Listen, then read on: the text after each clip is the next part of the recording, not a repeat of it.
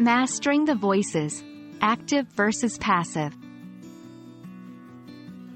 Hello, language explorers. Today we're diving into the vibrant world of English grammar, specifically focusing on active and passive voice. We'll be discussing the pros and cons of each voice and providing tips to help you decide when to use active voice and when to use passive voice. So, buckle up and let's get started. Active voice is the direct and straightforward approach to expressing action in a sentence. In an active sentence, the subject performs the action. Example: the cat, subject; caught, verb; the mouse. Advantages of active voice. 1. Clarity and precision. Active voice is straightforward and to the point.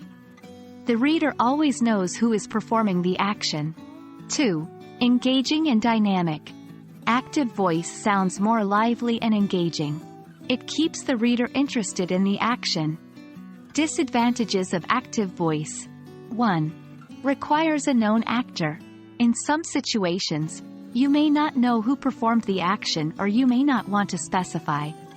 Active voice doesn't work as well in these cases. In contrast, in the passive voice, the subject receives the action. Example: the mouse, subject, was caught, verb, by the cat. Advantages of passive voice. 1. Focus shift. With passive voice, you can highlight the action or the object of the sentence, rather than the doer. 2. Adds variety.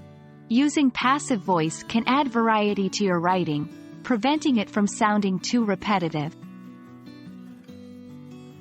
Disadvantages of passive voice. 1. Lack of clarity. Sometimes, passive voice can make it less clear who is performing the action, which can lead to confusion. 2. Less engaging. Passive voice is often seen as less engaging or dynamic than active voice. How do you decide between active and passive voice? It all depends on what you want to emphasize in your sentence. Use active voice when you want to highlight who is doing the action. Use passive voice when the action or the receiver of the action is more important than the doer. But remember, variety is the spice of language.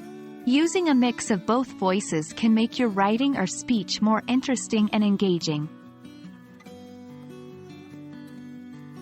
That's all for today, folks. We hope this guide to the advantages and disadvantages of active and passive voice has been helpful. Keep practicing and soon choosing between active and passive voice will become second nature. Remember, no one becomes a language master overnight, but every step you take brings you closer. Happy learning and see you in the next video.